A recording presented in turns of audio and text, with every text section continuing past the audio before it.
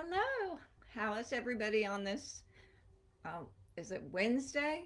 I'm losing my days. We were off from school last week and it was so wonderful.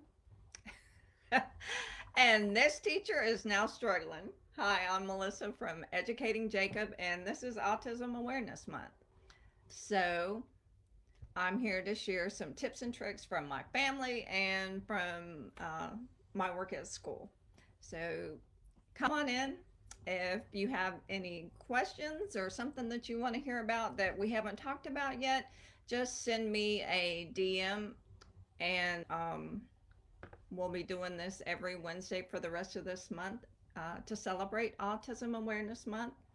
We all need, when I first started on this autism journey, I didn't know anything about autism, and I was really struggling as a mom to help my own son.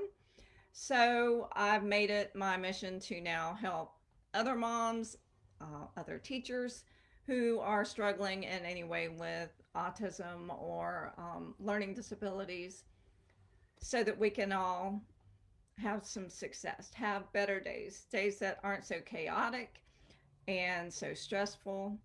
So come on in. Like I said, send me a DM and I'll, or leave a comment if you'd rather, and we'll discuss it. Last week we talked about the some of the signs of autism.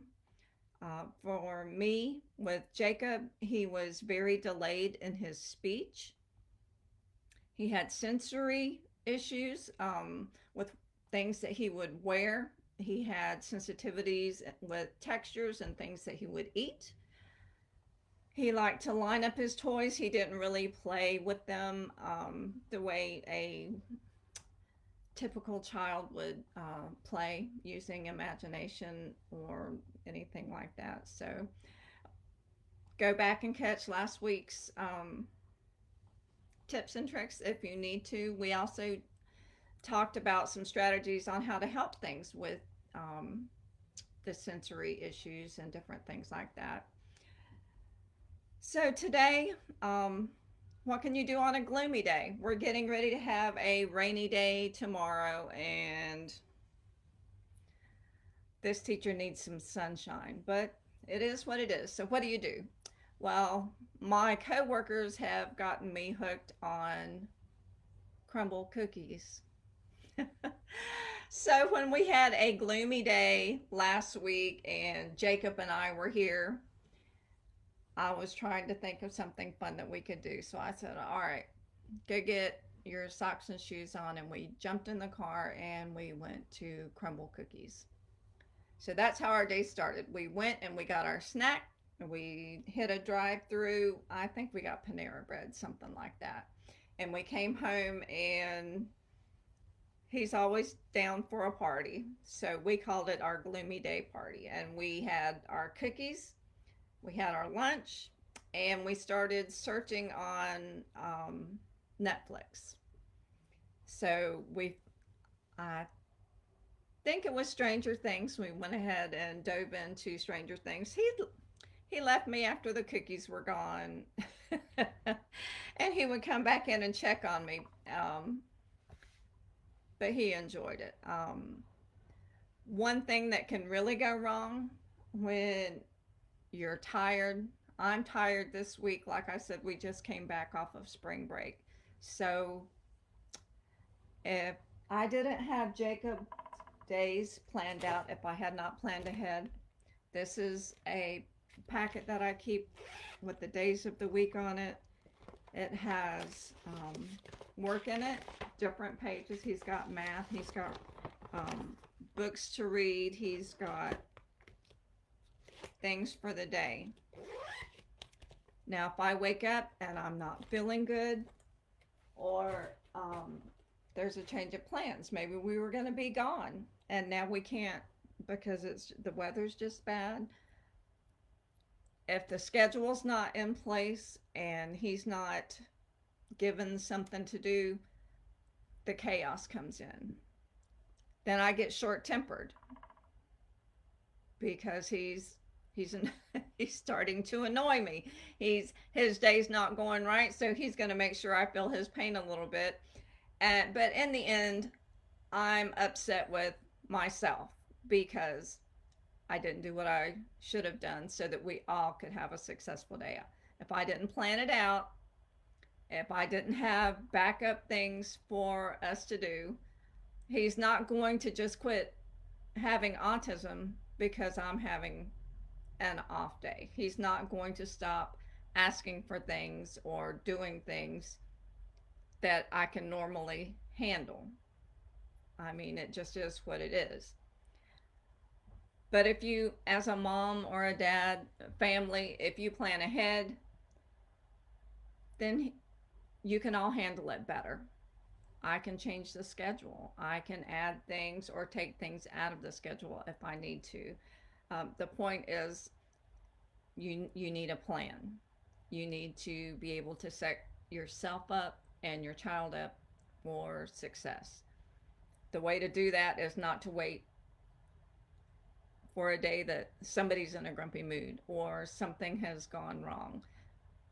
Children that have learning disabilities do not do well a lot of times with transitions or with changes in schedule. But if you have a schedule and you have to make a change, but they're already used to being on a schedule, you're at least dealing with something that they're comfortable with now. If I have to go and make a change in that schedule, Jacob takes it a lot better now because he can see at a glance there's a change on there, but something else is coming after it that I'm used to. So I might not be happy for a little bit, but my day is going to get back on track on some level. So if there's any advice I can give you there, it's have a plan. If you don't have a plan for your child is going to have a plan for you. And that's the same for a teacher. Some of the worst days that I have been on days before a holiday. If they don't have something planned out to do, their day's probably going to fall apart and it's going to be your fault. You think, how can something go wrong? We're going to watch a Christmas movie and we're going to go out on Christmas break and, in just a couple of hours. We're even going to have a party. We're going to have cupcakes. Well, it's still not their fault. They're not used to having that much time of unstructured things on their plate. If I can keep things moving at a pretty brisk pace, having them activities and hands-on things to do, then you can have, 15 minutes of let's have a nice snack. That's going to move into, okay, now we're going to clean up and have a movie, and that's going to turn into whatever it is. But I'm here to tell you, there have been so many times as a teacher that my day is just falling apart, and it's like, how can this fall apart? You had a cool little coloring sheet that you picked out, and but the centers, they just weren't right. You have to be absolutely structured. They have to know at a glance, I'm going to go from here to here to here. This is what I'm going to do. Who I'm going to be working with, all of those things. If there are too many choices that they have to make on their own, first of all, giving them too many choices is going to be your first mistake. I believe you should everyone needs choices to feel empowered, to feel like you have everybody needs a little bit of control over their day. But if you give too many choices, they're going to, it's going to be too much. They're going to go right into overload before you ever get started on anything, and then you've already lost the battle. They've already gone into an emotional state, and you have to just wait. So you may think you're being nice by giving them all of this free time, but you're not. You're really just asking for trouble, and I've learned it the hard way over the years from being with my own child and from teaching um, in public schools. Have a plan for your child, or they are going to have a plan for you. So let's see, what else? Last week, we also talked about helping your child transition. Like I said, if you don't do anything else, have a simple schedule. It can just be pictures, 3 pictures. It can be a picture of homework. Say they've been at school all day. They come home, they see that picture that says homework. That means I'm going to get my backpack out. We're going to do the homework. The next picture can be, I don't know, TV. Maybe you're going to give them some TV time before dinner. The next picture can be a picture of a dinner table. Then they see it's time for dinner. Maybe the next one can be the picture of a bathtub or something. We have to have a bath and get cleaned up, pick out our clothes for tomorrow.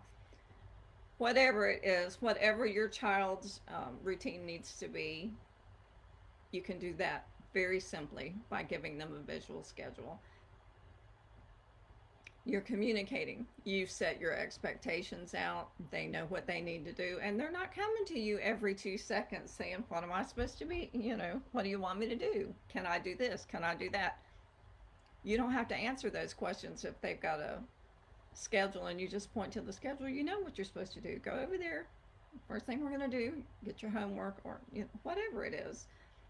You buy yourself some time, and you give your child independence. As teachers, as parents, what are we supposed to do? We're supposed to teach them that they can learn. They can become independent. They can do things on their own. We're not supposed to do everything for them. They need to learn that they can do those things. They don't need to wait for everybody else to wait on them. So we have to teach them independence. So how can parents promote independence and skills in their child? It's what we just talked about. Give them a schedule. Make them accountable for doing what they need to.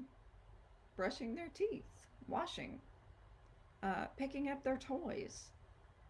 Make your list. It depends on your child's age and ability level, but they all need to have some kind of a schedule. That's the only way they're going to learn independence and how to get along in the family or at school. Let's see. Oh, somebody else asked, what is Educating Jacob all about? Okay, well, Educating Jacob is all about learning how to make your child successful at home and start gaining their independence. Jacob will probably always live at home with David and I. He's not to a point that he could live independently, but he can do plenty. He can wash clothes. He can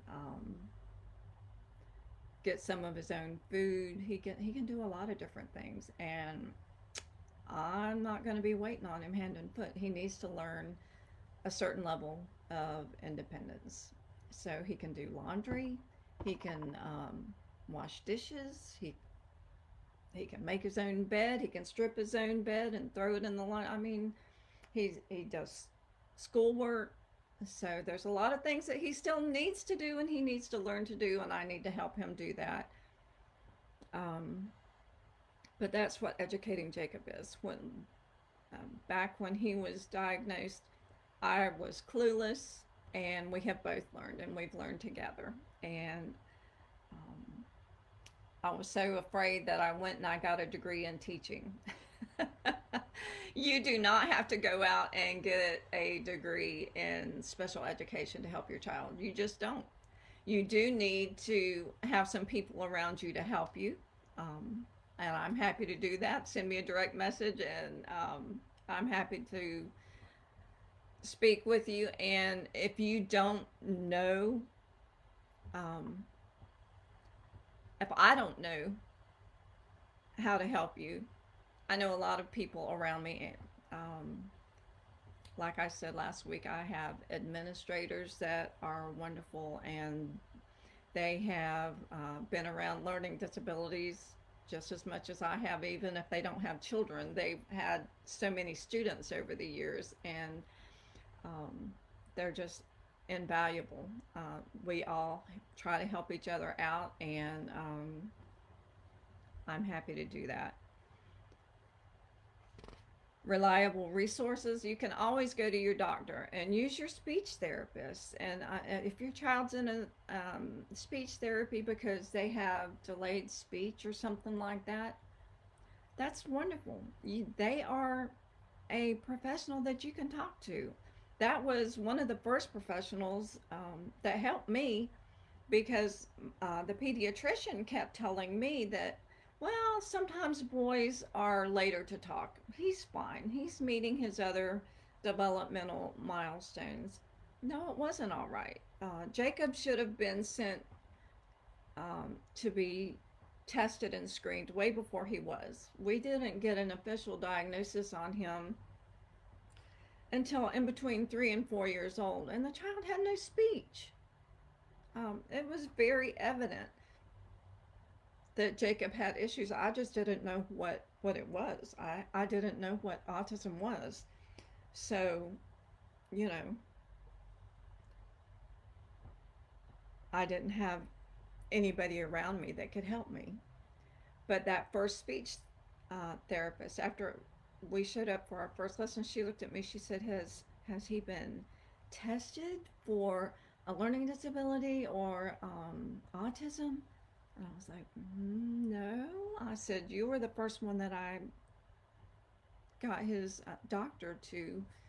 And I had to wait. I think I waited like 5 months just to be able to see the speech therapist. Back then, whatever insurance I was under, and I can't remember who it was now. I don't know if it was Blue Cross or who. But I had to wait for like 5 months to get speech therapy. Okay, by the time I got into there and she told me to start getting him on these other wait lists, it was months and months again before I got in to see another specialist. So it takes a long time. If you suspect at all that your child has got a learning disability or possibly autism, you need to put your foot down at the doctor's office and get him to send you somewhere. And you need to get on everybody's waiting list, because it's easier to say, no, I don't need that service right now. But I mean, it can be years. It was years before we were eligible for services with the Autism Society, and Jacob still has that to this day. If I did not have services through them, I wouldn't be able to work. I would have, or David and I would have to work different hours. So just so that he would have coverage, because he can't be left home alone. He would, it just wouldn't work. So let's see, what else?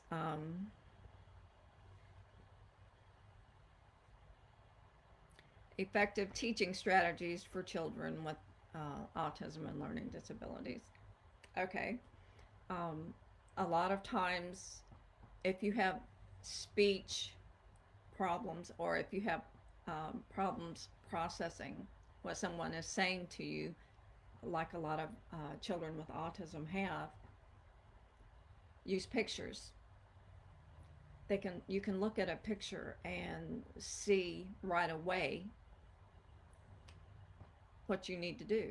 Um, like I said, if you want to do a schedule, you can have pictures. The first one in the morning can be, of a shower, or it can be of a toothbrush. Whatever kind of schedule, you can use pictures. Pictures are great. You don't have to worry the child with trying to talk to them too much, and they can't process it fast enough, and everybody just gets frustrated. So use pictures. That is a great one. Structured routines.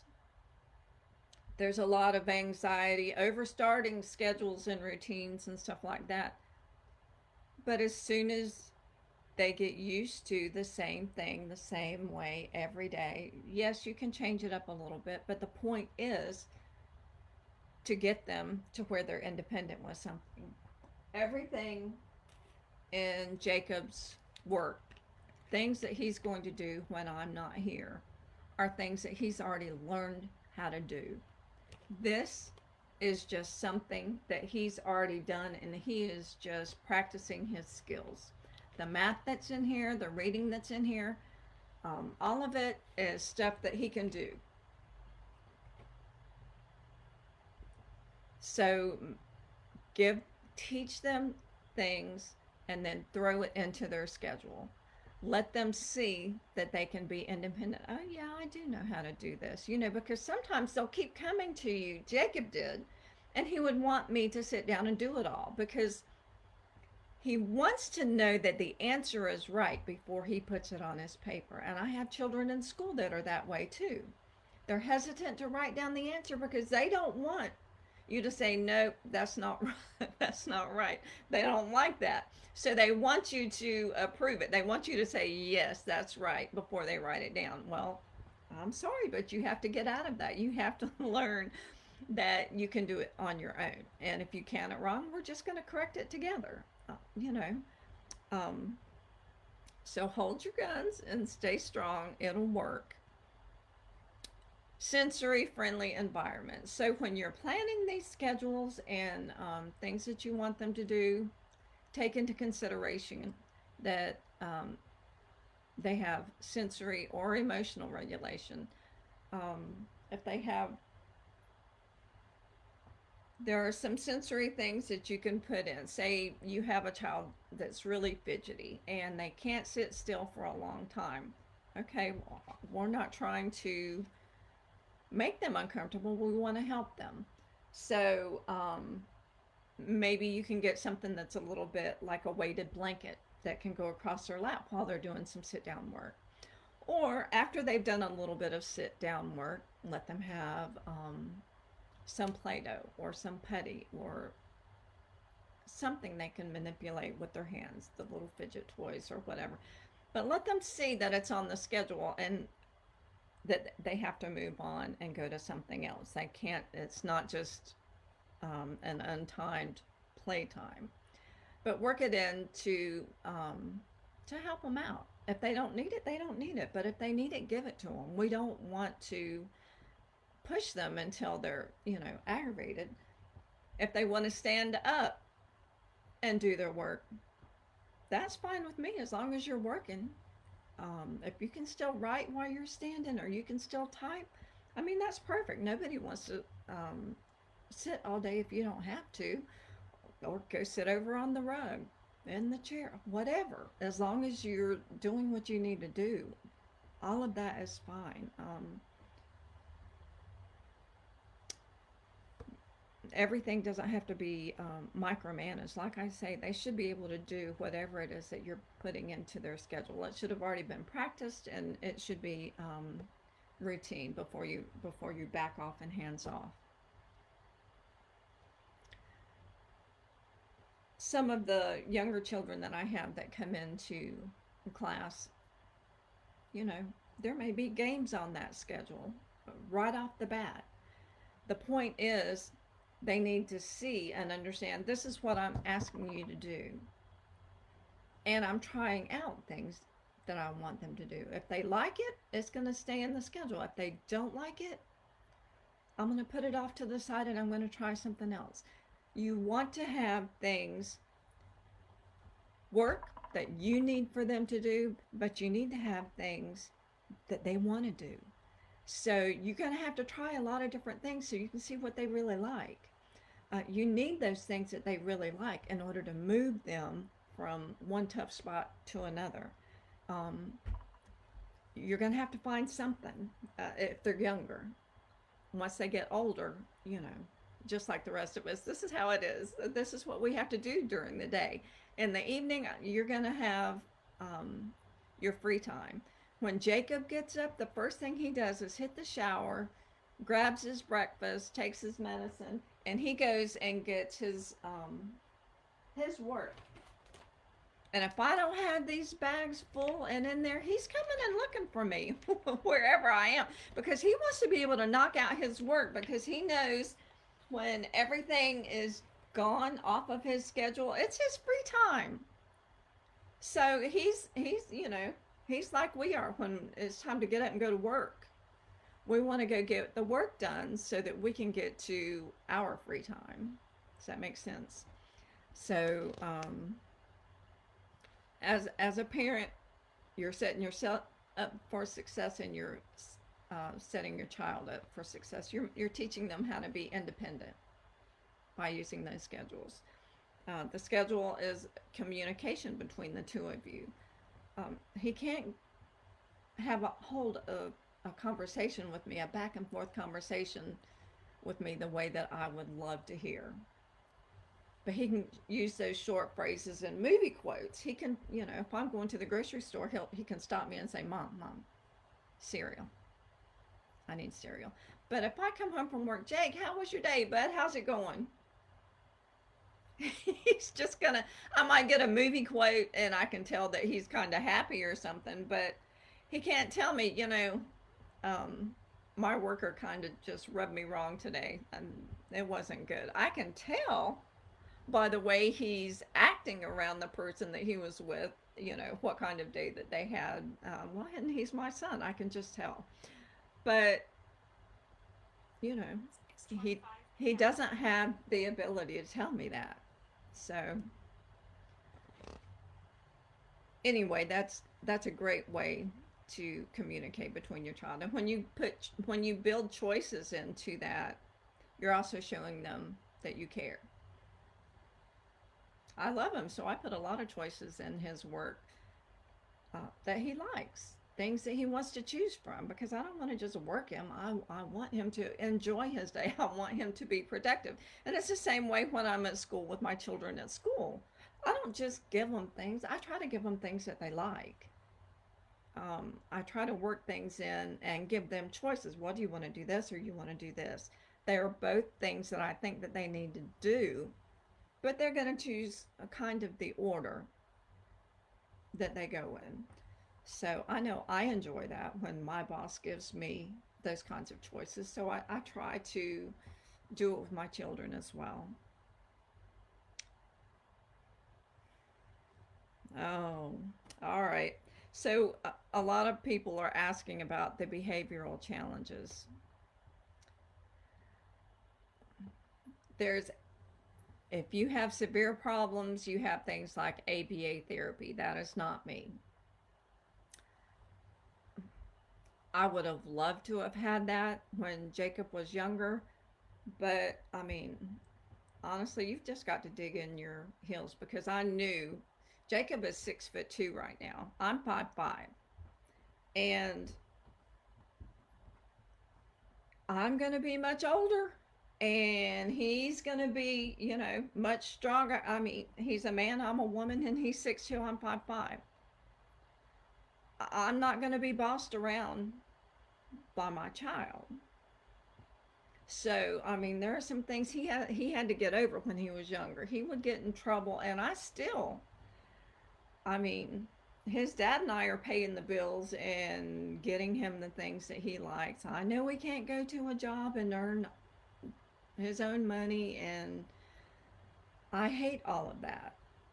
But the point is, we are still the ones paying the bills. This is our home, and we love him, and we're going to keep him safe and provide him a safe place to live, and so on and so forth. But he's not going to run the show. Okay, I know you have sensory issues. I know you have emotional regulation issues sometimes, but that's still not an excuse to not be a kind person. Do I have bad days? Yeah, I do. I mean, I can put myself in my room and try to stay away from everybody so that my bad mood doesn't spill over. Well, I expect him to do the same thing. If he doesn't, I'm sorry, we're not doing Amazon on Friday. Um, all those days during the week when you're with your worker where you're going to Chick-fil-A or something like that, that can go away too. Bottom line, he's going to be Amish. He loves everything that takes electricity. He loves video games, he loves movies, you name it. Okay, well, if we've had some bad behaviors and not been a very kind person and pushed too many buttons on mom or dad that week, it's all going away.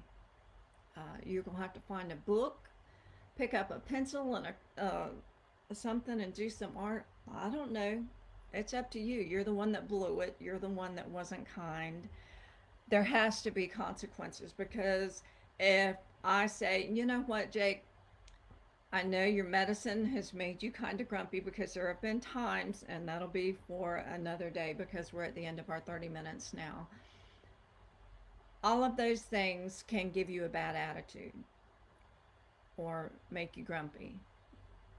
But if you cross the line and you're disrespectful, you're rude, or you're unkind, there needs to be a consequence for that. I have consequences when I'm not kind. He has to have them too. Otherwise, you're just teaching them. They can just say, I didn't feel good. My medicine, is making me grumpy. I'm sorry. I really am. I'm sorry. I'm sorry that you have to take medicine for seizures, and some of the medicines have not made him feel well. And we've had to change them, and it took time. But I'm sorry. It can't be an excuse to not be kind. Please do your child a favor and help make them an independent adult that can be kind. So, okay, that's it for today. If there's anything that you want to know about, drop it in the comments, send me a direct message. I hope you have a great rest of your week, and I'll see you again next Wednesday. Bye.